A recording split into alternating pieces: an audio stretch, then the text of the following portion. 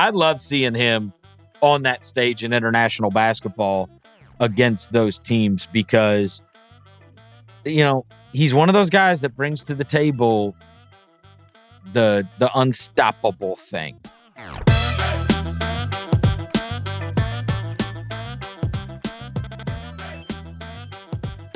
This Team USA thing has been super fun for anybody that's got to catch any of it. Now, all you've missed at this point, if you have missed it, is exhibitions. They are going to be headed to the Philippines where the World Cup is going to be going on. But this World Cup team has been very fun because while it is not an assembly of the best players that the United States could put in uniforms, they've constructed it as a team. And you also see the guys that are kind of up next going forward and getting their opportunity. And it's very interesting to see how it shakes out amongst them and who really stands out. So for those that don't know, they were down big to Germany, a German team that has the Wagners. They've got Dennis Schroeder. They've got other guys that you would certainly recognize. And they got down big and made some lineup adjustments and came storming back behind this heroic effort by Anthony Edwards. And it was with a backcourt of Halliburton and Austin Reeves. It was with wing players that included Anthony Edwards, who was kind of in the I'm the alpha role, and Mikal Bridges, and then a center in Jaren Jackson Jr. And they ended the game, I believe, on a 14-0 run. And it's fun to watch them because I do think it gives you a glimpse kind of into the future. Jalen Brunson, clearly like kind of a leader / captain for that team. And you've got some other guys that have played pivotal roles in just the exhibitions.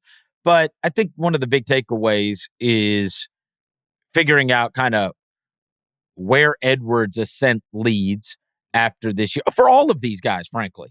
For Halliburton, like how good can all of these guys be? And especially those ones that were closing out, Halliburton, he had that Indiana team before his injury as one of the massive surprise. It was really them in Utah as the huge surprises. But I mean, they were like a solid playoff seed before he got injured and it went to hell.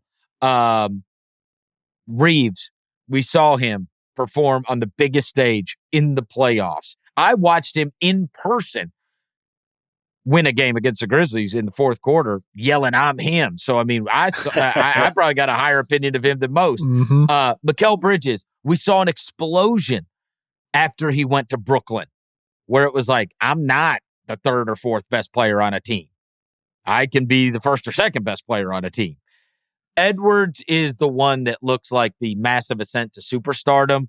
And then Jaren Jackson Jr., who lived up to the defensive player of the year. I mean, he had 6 blocks in yesterday's game. It is just looks like a different guy and being used a lot of different ways by Steve Kerr that I think will be beneficial to him. But I got to tell you, Kevin, I wonder if Taylor Jenkins has taken notes there for the 25 games without Ja Morant. If we see, because Jaren Jackson did show those dimensions in spurts, but now it's like a brand new system, different environment. So it's exciting to see, if you're a Grizzlies fan, what Jackson's doing in FIBA right now. And a lot of the Draymond stuff, like the dribble handoff stuff, totally to the basket, and he gets bigger and stronger every offseason. And he looks certainly huge, man. His ability to block shots with both of his hands is just ridiculous. Totally ridiculous. I think that, you got to recalibrate what you think he's capable of, especially when you got 25 games of an absence of your leading scorer. He had big scoring output last year when Morant was out. So he's certainly one to watch. But the Edwards thing is fun because he's kind of taking over that role for this team that so many great players in the past have taken over. And, I saw him, I covered that playoff series a few years ago. He's taken his lumps in big time games. He had that abject disaster of a game against the Lakers in the play-in last year, or else they're probably a playoff team last year. He has very high goals. He has all the confidence in the world. And I love seeing him on that stage in international basketball against those teams because, he's one of those guys that brings to the table the unstoppable thing. When he puts it all together, with his size, speed, strength, athleticism, I really don't know what you do with him. And he's also a willing defender. Like, he's a guy that's willing to guard De'Aaron Fox when it matters most.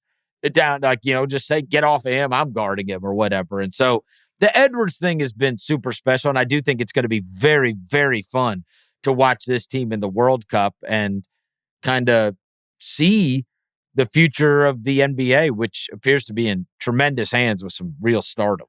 100%. And Anthony Edwards looks like the face of that right now for Team USA. Like, he had the Michael Jordan-esque mid-range pull-up late in the game.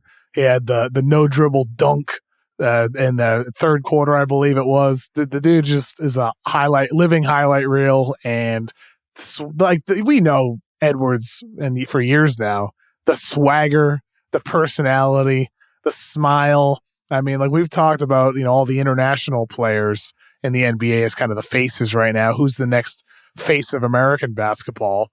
Anthony Edwards has the personality that, like, say, a Jason Tatum is lacking, that a Trae Young lacks. Well, this is the perch that Ja Morant was supposed to be on. Yes, right? 100% true. And he hasn't blown it completely yet because, Nike hadn't ditched him.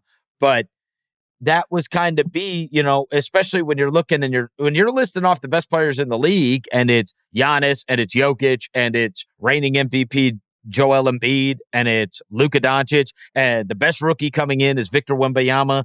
We've talked about this quite a bit. It's like, where are the great American players that are going to, be that guy? And I think that, Nike was certainly behind making that Morant. They built a whole mountain for him, literally a mountain in Salt Lake City at All-Star Weekend, and unveiled the shoes and everything.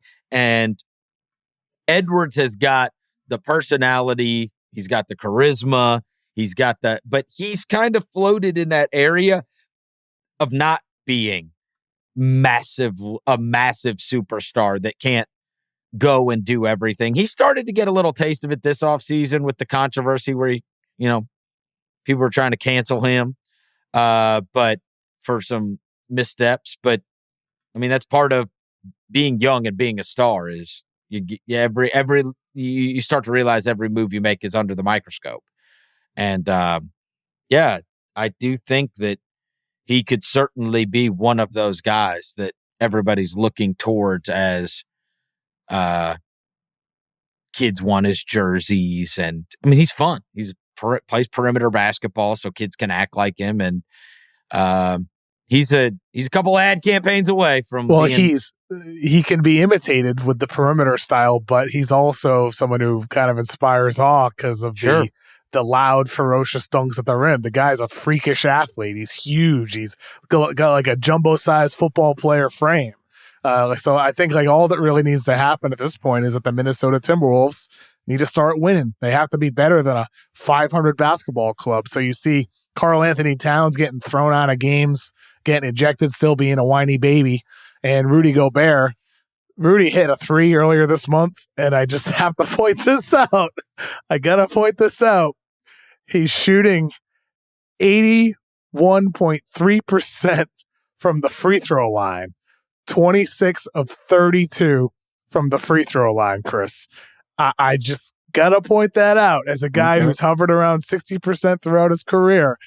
Maybe Gobert has actually figured something out with his shot, with this teeny tiny sample with one made 3 out of 2 attempts and over 80% from the free throw line. Just throwing that out there that if something's going to hold back Anthony Edwards, if somebody holds back Ant in Minnesota, it's not Rudy Gobert.